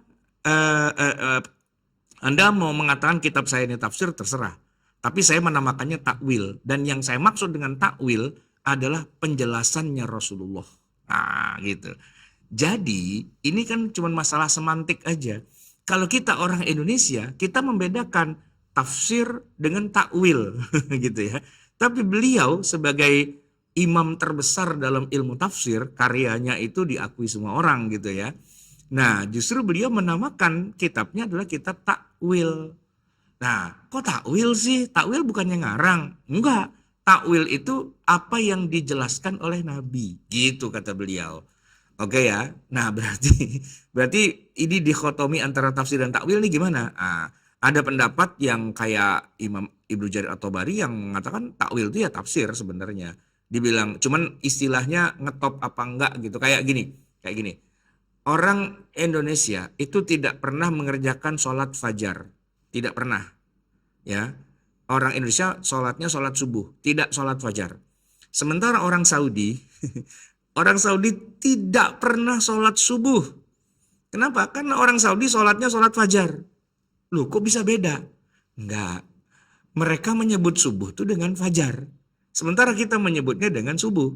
Sholatnya mah itu juga. Nah, kalau Bapak nggak percaya, coba nonton. Nih sebentar lagi nih kan jam 7 ya, mungkin jam 8. Coba nonton siaran langsung dari Masjidil Haram. Nanti ada tulisan, Sholatul Fajri Jama'atan. Sholat fajar berjamaah. Kalau Bapak nonton, lah itu mah sholat subuh kali. Nah, dia nyebutnya sholat fajar. Gitu. Kita nyebutnya sholat subuh. Gitu kan. Nah, sama. Imam Ibnu Jarir At-Tabari menyebut tafsir itu dengan takwil gitu. Jadi takwil itu adalah tafsir gitu kan. Nah, cuman di kita di Indonesia sudah terlanjur orang membedakan. Kalau takwil itu yang ngarang-ngarang gitu loh. Takwil mimpi gitu ya. Takwil apa gitu yang cocokologi lah gitu. Kalau tafsir, oh itu yang dari Rasulullah gitu ya. Nah, itu ya nggak salah juga sih kalau ada orang yang bilang. Nah, kalau saya mengatakan bahwa kalau orang yang ngarang-ngarang tuh bukan tafsir, ngarang gitu aja, ngarang. Nah, kayak apa tuh apa namanya huruf-huruf yang muqatta'ah di Al-Qur'an, kan yang tidak ada keterangan dari Allah, dari Nabi dan sebagainya. Lalu banyak orang pada ngarang. Ngarang nih maksudnya begini, ngarang maksudnya begitu. Nah, itu ada yang bilang, oh itu namanya takwil gitu kan. Nah, kalau saya bilang enggak, itu hasil ngarang aja dia. Dia ngarang cocokologi, dicocok-cocokin aja gitu. Kalau tanya sumbernya dari mana? Emang Allah pernah bilang begitu? Ya enggak sih. Emang Nabi pernah bilang begitu? Ya enggak juga. Terus lu dari mana? Ya gue ngarang aja sendiri. Nah, kan ngarang gitu kan. Ya karangannya kadang-kadang bagus, tapi kalau dibilang menurut Allah artinya begini, enggak. Dia enggak berani bilang menurut Allah. Ya menurut saya lah gitu kan. Menurut Nabi Muhammad, alif lam mim itu artinya begini. Ya. Banyak yang pada ngarang gitu kan. Ngarang, alif lam mim itu maksudnya begini, apa segala macam ini ngarang kan. Coba deh tanya kepada yang bilang itu. Anda yakin bahwa yang Anda sampaikan itu adalah amanat dari Nabi Muhammad bahwa artinya kayak gitu? Enggak berani dia. Kenapa?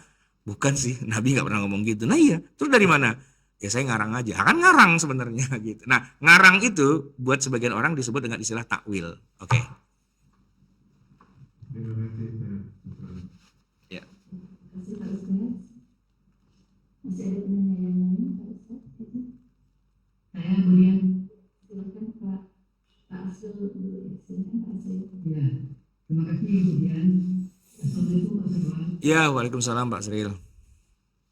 Satu kata banyak makna. Kalau kita tidak tahu pengertian, rujukannya kemana ya Pak Sarawat? Rujukannya ke kitab tafsir, Pak. Ya? Ke kitab-kitab tafsir. Oh begitu. Ya. Terima kasih Pak Sarawat. Ya, baik Pak Sril. Baik, terima kasih. Berikutnya silakan Pak Sujono. Ya, waalaikumsalam Pak Sujono. Sementara yang surat yang paling terkenal itu di Indonesia itu ayat 51 itu, Oh ya. yaitu tahun 2017 kan bisa mencapai hari umat Islam di Indonesia itu. Ya. Kaitannya dengan kalau saya lihat baca di Kementerian Agama Arab Saudi ini kan dilarang untuk memilih Yahudi dan Nasoro itu sebagai sekutu-sekutu dan penolong-penolongnya. Tapi kalau di Indonesia itu tafsirnya kan menjadi memilih pemimpin. Waktu itu tahun 2017 itu saya lihat Kementerian Agama itu masih sama dengan Arab Saudi itu terjemahannya. Mohon penjelasannya kalau satu mungkin bagaimana itu kanunya sebenarnya di mana itu? Oh. Ya, jadi saya lagi membahas surat Al-Maidah emang dan udah lewat sih ayat 51, sekarang sudah sampai ayat 90 ya. Jadi udah lewat 40-an ayat. Jadi masih ingat lah. Masih ingat. Jadi itu cerita tentang sebenarnya tentang kaum muslimin, orang-orang Islam di masa Nabi yang mereka itu kalau dikelompokkan itu sebagai orang Islam yang munafik gitu, orang munafik. Jadi Allah lagi ngomong kepada orang munafik statusnya Islam tapi perilakunya itu tidak terpuji. Yaitu gini, kan Nabi Muhammad awalnya sih sama Yahudi itu kan bareng ya, satu kongsi lah gitu. Terus mereka pecah kongsi setelah nggak lama setelah itu. Lalu terjadilah permusuhan-permusuhan sampai terjadi peperangan dan sebagainya gitu, ya kan? Nah, ketika Nabi sama orang-orang Yahudi ini sudah ada front permusuhan gitu, ternyata sebagian dari kaum muslimin yang tadi munafik-munafik itu mereka susah menentukan posisi. Secara agama dia Islam, tapi secara kepentingan politik, secara kepentingan ekonomi dan sebagainya, mereka nggak bisa melepaskan diri dari orang-orang Yahudi yang memusuhi Nabi. Nah, jadi di satu sisi mereka sholat, tapi di sisi yang lain mereka masih ya istilahnya punya ikatan lah gitu dengan orang Yahudi. Sebenarnya sih nggak apa-apa, punya ikatan dengan orang Yahudi itu nggak apa-apa. Cuman pada saat itu Yahudinya lagi musuhan, lagi perang sama Nabi gitu. Nah, karena Yahudi lagi perang, seharusnya orang-orang munafikin ini jangan pro kepada Yahudi dong, gitu. Lu belain Nabi dong, gitu kan. Nah, karena mereka nggak bisa melepaskan diri dari Yahudi karena mereka rekan bisnis gitu ya.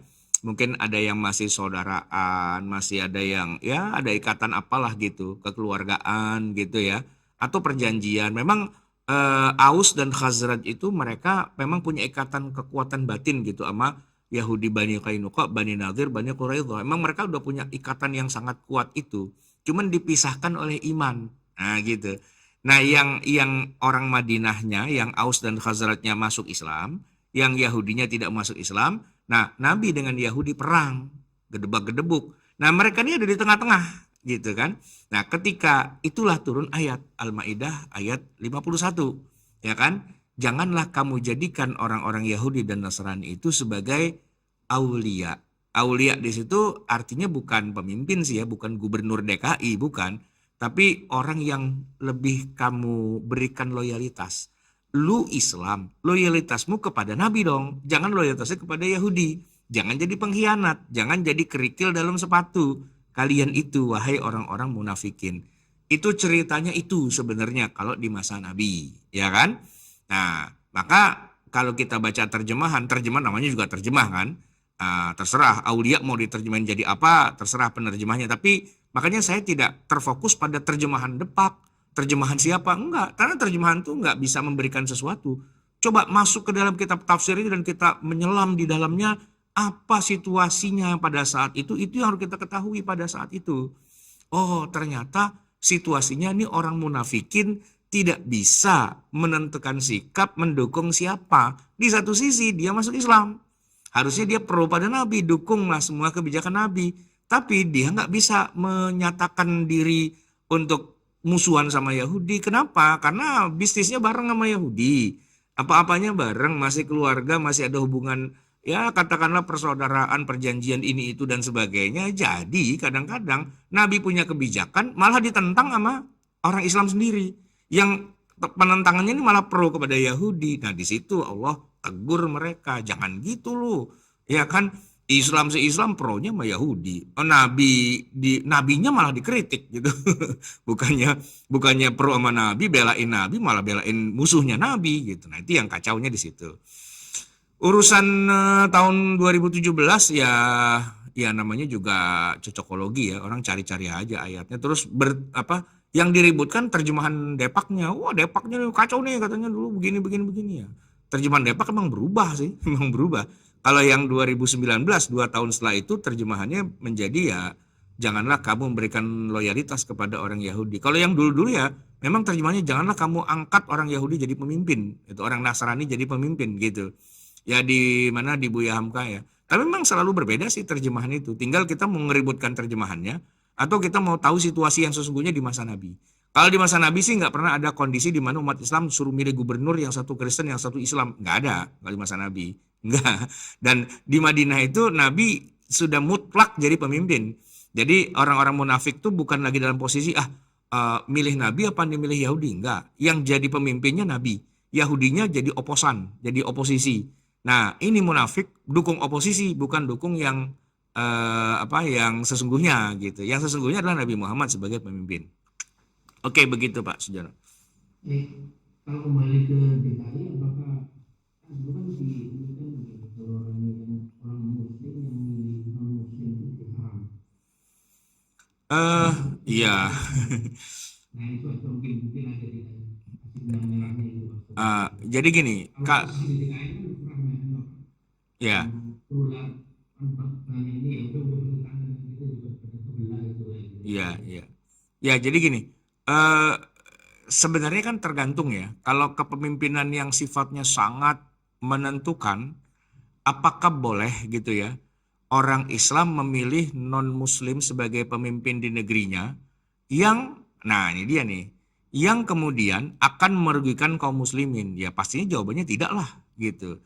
Cuman intinya bukan pada dia tuh agamanya apa, tapi pro apa tidak kepada kaum muslimin. Boleh jadi dia agamanya bukan Islam, ya kan? Misalnya gini, misalnya contoh ya, kita tinggal di negara yang bukan Islam. Taruhlah misalnya kita di Amerika gitu. Kan di sana ada dua partai itu, Partai Demokrat sama Partai Republik gitu kan. Ya dua-duanya kan nggak ada yang Islam, ya kan? Nggak ada yang Islam. Bahkan sekelas Barack Obama pun juga agamanya bukan Islam, ya kan? Nah, tapi ketika Barack Obama lawan siapa dulu ya itu. Nah, kayaknya kok Barack Obama kalau sama Islam tuh lebih baik gitu ya. Nah, kan kita milih Barack Obama. Kalau kita orang Amerika atau orang Amerika yang beragama Islam. Boleh nggak orang Amerika yang beragama Islam ikut pemilu dan dia milih Obama yang bukan Islam, Kristen? Ya boleh, ya kan boleh gitu kan. Nah, tergantung kan. Nah, kalau kita konteksnya emang beda sih ya. Kita orang Indonesia, mayoritas Muslim, apalagi Jakarta mayoritas Muslim. Kalau pemimpinnya Ahok gitu ya, agak susah nih gitu. Dulunya sih saya mikir gini, saya berpikir Ahok tuh harusnya dia login aja gitu, harusnya saya mikir gitu ya. Kalau mau menang login aja. Ya biarin orang kata-katain, wah lu baru Islam kalau udah mau jadi gubernur. Login aja, baca syahadat, ya kan. Itu saya yakin pasti menang dia. Gitu. Tapi karena dia juga nggak mau login, terus udah gitu dia punya banyak musuh lah gitu kan. Nah udah habislah dia gitu. Sementara musuh-musuhnya dia bersatu. Nah terus pakai ayat, ya udah seru lah gitu kan. Terus sampai diancam siapa yang dukung Ahok ntar mayatnya nggak kita sholatin gitu ya. Itu masjidnya dekat rumah saya tuh. Saya sering ngisi pengajian juga di situ. Itu jadi dibawa-bawa masalah politik. Ya memang begitulah nasibnya Al-Quran, kadang-kadang dipakai sebagai amunisi oleh kelompok-kelompok yang bersengketa sesama muslim, yang satu pakai ayat, yang sana pakai ayat, perang ayat gitu. Nah seharusnya sih jangan. Harusnya kita bukan jadikan ayat Quran sebagai senjata gitu kan. Tapi kita nyebur aja ke dalam Al-Qurannya itu sendiri dan kita kembali ke masa Nabi dan kita bisa memahami untuk konteks di masa Nabi. Kan Quran penjelasan yang resminya kan dari Nabi kan. Karena memang Quran juga diturunkan di masa Nabi. Konteksnya pasti harus di masa Nabi. Nggak mungkin dibawa ke zaman sekarang. Kita harus memahami Quran itu dengan konteks masa Nabi dulu. Karena itulah originalnya gitu kan. Bahwa nanti mau kita tarik ke zaman sekarang itu next step. Langkah berikutnya. Tapi langkah nomor satunya yang namanya kita Al-Quran ya kembali ke zaman di mana Al-Quran itu diturunkan. Bertanya kepada narasumber yang paling primer yaitu Nabi Muhammad. Dia yang tahu, dia yang diajak ngomong sama Allah. Ibarat kata dia yang ketemu Allah langsung. Jadi kalau kita mau tahu itu Allah ngomong kayak gitu tuh maksudnya apa sih? Nanyanya pada Nabi Muhammad gitu. Nggak bisa kita ngarang sendiri. Padahal jaraknya udah 1400 tahun terus kita ngarang sendiri. Lu dari mana bisa dapat pemahaman kayak gitu? Ngarang lu ya gitu kan. Nah kita tanya dulu sama Nabi, gitu-gitu semua. Oke, kalau udah kita tahu baru kita bilang, wah kalau di zaman saya keadaannya kayak gini, apa bisa ya dikaitkan ya ayat itu? Nah apa bisa apa enggak itu next step berikutnya kan. Step pertamanya kembali dulu ke zaman Al-Quran diturunkan. Oke. Terima kasih Mas Ferry. Ya. Masih ada lagi? Kalau enggak, saya akan berikutnya nih Pak Ustaz. Ya silakan Pak. Kaitan dengan sholat ya. Jadi ini Ya. kita fokus di sholat saja. Kita ada ikhtilaf yang selama ini kita mendengar ya bahwa terutama bacaan di at-tahiyat awal itu karena rukun sholat kita yang kita lakukan baik di Nahdlatul Ulama maupun Muhammadiyah itu Ada yang kalau sholat jangan melafalkan syahidina, tapi kalau di luar sholat boleh. Jadi mohon apakah ada pertama asbabun nuzulnya atau mungkin hadis yang mendasari itu, Pak? Terima kasih. Assalamualaikum warahmatullahi wabarakatuh. Ya, jadi lepas dari masalah perbedaan NU Muhammadiyah gitu ya. Pertanyaannya adalah begini, bolehkah kita sholat menggunakan lafaz yang tidak terlalu blek dari hadis? Boleh apa enggak? Itu pertanyaan paling dasarnya kan. Jawabannya pada bagian tertentu nggak bisa, nggak boleh. Misalnya pada bagian Al-Quran. Nah kita nggak boleh kan pas lagi baca Quran terus kita istilahnya nambahin Al-Quran itu kan nggak boleh, ya kan? Atau misalnya pada bacaan yang rukun pada dasarnya misalnya kayak takbiratul ihram. Boleh nggak kita mengganti lafaz Allah dengan menggunakan namanya? Kan Allah namanya Ar-Rahman Ar-Rahim. Gini, Ar-Rahmanu Akbar. Boleh nggak? Ar-Rahimu Akbar. Boleh nggak? Atau Al-Ilahu Akbar. Nggak boleh. Kenapa? Harus kata Allah. Nah, Allahu Akbar gitu kan. Oke, Allahu Akbar. Jadi nggak boleh. Tapi nanti ketika kita lagi sholat, kan kita disuruh berdoa tuh, ya kan? Nah, contoh yang paling gampangnya doa kunut lah. Ya, doa kunut Bapak Ibu bisa nonton di YouTube bagaimana imam-imam di Masjidil Haram kalau lagi kunut, doain kaum muslimin. Itu yang anehnya adalah lafaz doa kunutnya itu awalnya sih seperti yang sering kita dengar ya dalam kunut-kunut di Indonesia.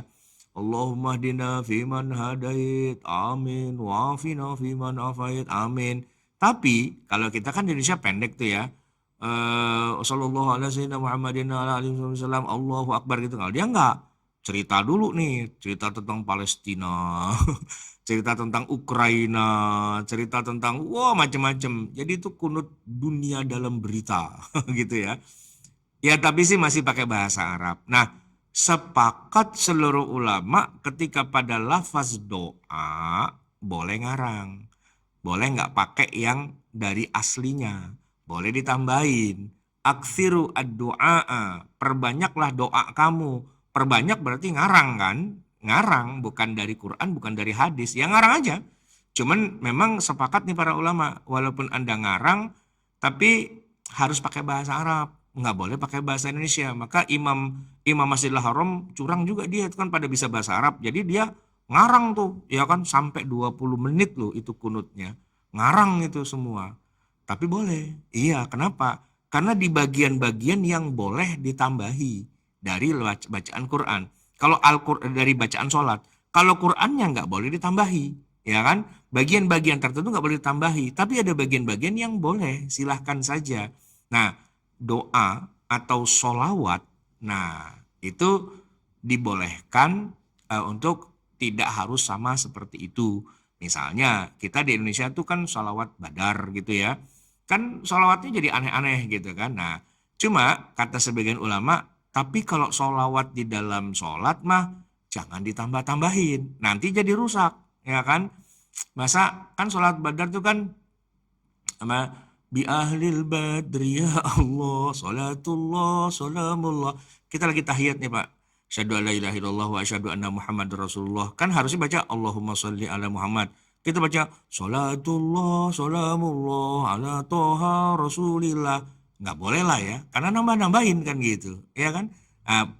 Lafaz sholawatnya nggak seperti yang Nabi. Kalau di luar sholat it's okay, nggak ada masalah.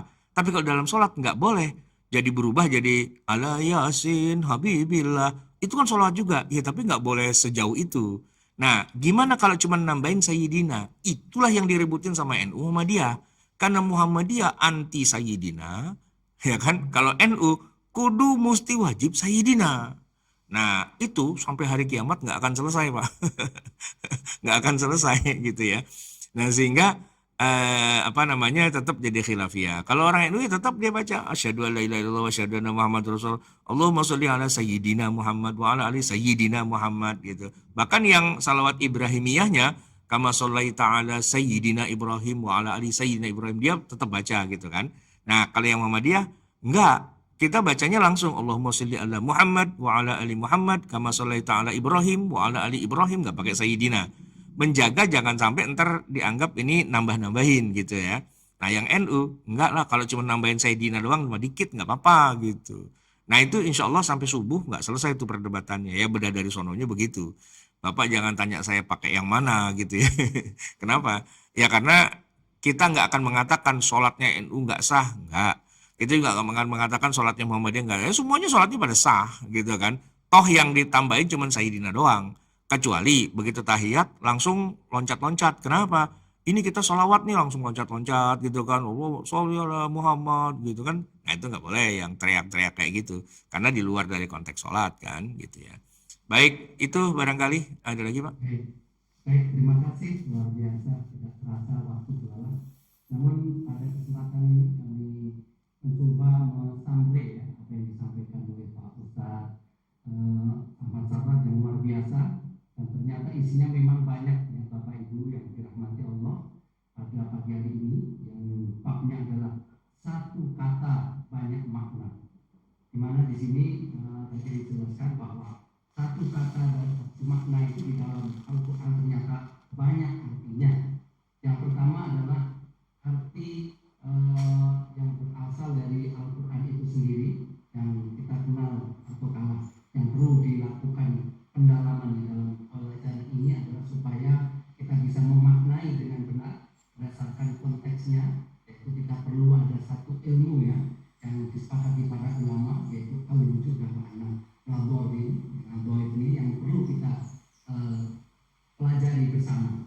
Yang pertama adalah arti dari arti yang pertama adalah arti dari disebut juga dari al-wujud ya. Dari al-wujud dan dari kata jamak atau wajah itu yang berarti wajah atau sesuatu yang menjadi tujuan atau yang dimaksud.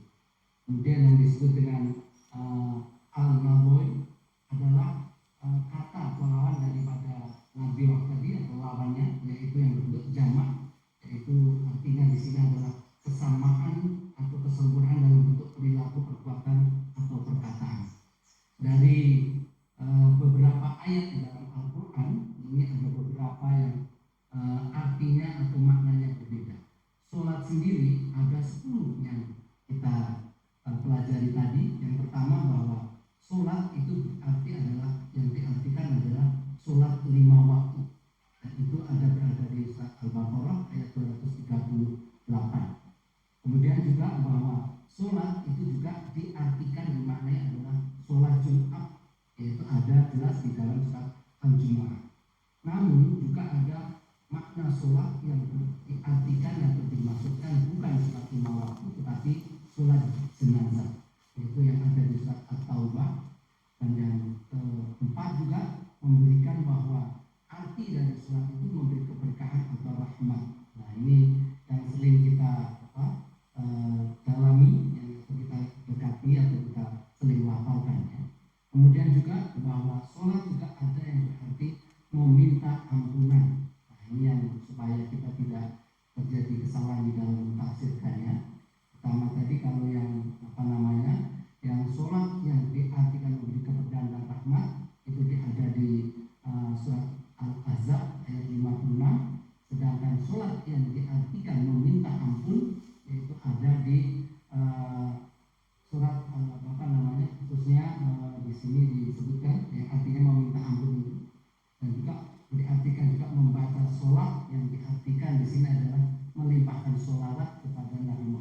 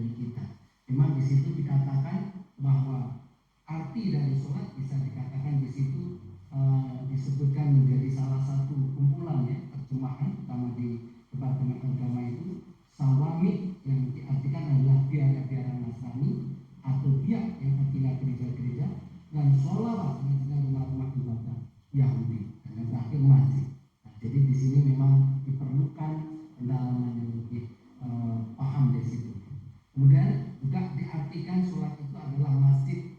Ya, jadi ini arti kata yang harus ketahui bersama. Jadi ada satu ayat di dalam Al-Quran di situ disebutkan janganlah kalian mendekati sholat itu. Jadi ini ada kata-kata yang perlu kita maknai. Bismillahirrahmanirrahim. Ya ayyuhalladzina amanu la taqrabu sholata wa antum suhar. Ya, suhar. Ini artinya di sini kamu janganlah mendekati sholat itu. Jadi ini dimaksudkan sini kita tidak mendekati sholat, tetapi artinya bukan seperti kita yang seperti minta larangan, tetapi kita dilarang ya untuk mendekati sholat pada saat kita mabuk. Ya, ini juga keterangan juga ada di dalam Imam Al-Qurtubi ya, terutama yang dituliskan oleh Asy-Syafi'i yang artinya mendekati sholat itu adalah makan sholat ya, dan artinya kita jangan mendekati masjid kalau dalam keadaan mabuk. Nah, kemudian selanjutnya kata yang lain yaitu zakat. Ternyata zakat juga ini punya banyak makna. Tetapi kalau kita tertulis di sini sampai 4 ditambah 3 ya, jadi ada 7 ya makna arti zakat. Arti zakat yang pertama yang dapat diartikan adalah ujian, yaitu yang ada di surat An-Najm. Ya, fala tuzakku anfusakum. Di situ dikatakan bahwa janganlah kamu berzakat pada dirimu. Jadi secara harfiah kita jangan untuk berzakat, namun arti di sini adalah ujian atau mensucikan. Kemudian arti yang kedua adalah suci, ya, atau memberikan arti zakat di sini itu juga ada di dalam surah As-Sam, ya, ayat 9, dan juga arti zakat juga banyak dilafalkan di sini yang berarti bicara mengenai infak dan juga perbaikan bersama ya. Zakatun yaitu ada di Al-Kahfi ayat 81 ya.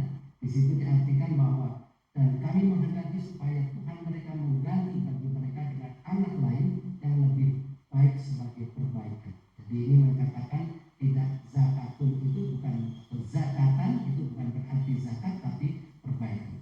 Dan terakhir adalah kata-kata dari zakat itu sendiri banyak lafaz yang di dalam Al-Quran yang contoh secara nobir tadi yaitu adalah zakat, namun Allah menggunakan istilah ini seperti infak, sedekah dan kewajiban.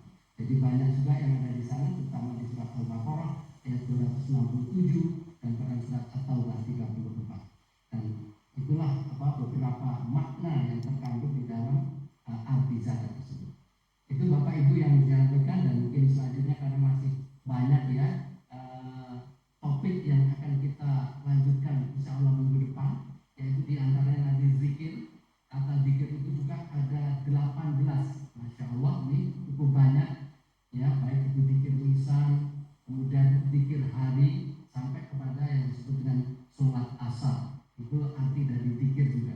Kemudian doa yang nanti juga itu ada terdapat 6 makna yang terkandung di dalam Al-Quran artinya. Fitnah juga ada 14, Masya Allah, itu luar biasa, banyak sekali kita bisa menyadarinya ya. Kalau kita bagaimana kalau kita tidak mempelajari ilmu tafsir ya dari sini. Kemudian juga ruh itu ada 7 artinya, mulai dari arti ruh itu perkara sampai nyawa, dan yang juga rahmat juga ada 12, Masya Allah ya, luar banyak. Juga terakhir adalah qadha. Qadha ini juga ada 7 ya, antara mengejar sesuatu, perkara, kehancuran, penetapan wasiat, pembunuh sampai janji. Dan insya Allah mungkin minggu depan kita ya terakhir padahal ya pertemuan kelima, namun juga ini Pak Ustadz kita juga masih penasaran itu, kalau bisa juga nanti insya Allah ditambahi penjelasan mengenai yang ayat-ayat mansukh atau berlaku diulang kembali. Ya. Ini sangat banyak pertanyaan sehingga para peserta ini, umat kita semua ini bisa betul-betul mendalami apa sih yang atau ada apa saja ya ayat-ayat yang ada di Al-Quran yang mansukh dan dinasakh, dan termasuk ayat-ayat mutasabih yang memang akan sulit untuk diterjemahkan dalam bentuk logika manusia. Nah, ini perlu ada ilmu lagi. Ini yang kita harapkan, karena besok tinggal satu pertemuan terakhir, dan semoga ini menjadi bahan ilmu yang sangat bermanfaat bagi kita semua. Dan sekali lagi kita harapkan pada Bapak Ibu semuanya stay tune besok minggu depan yang tepat pada jam 5.30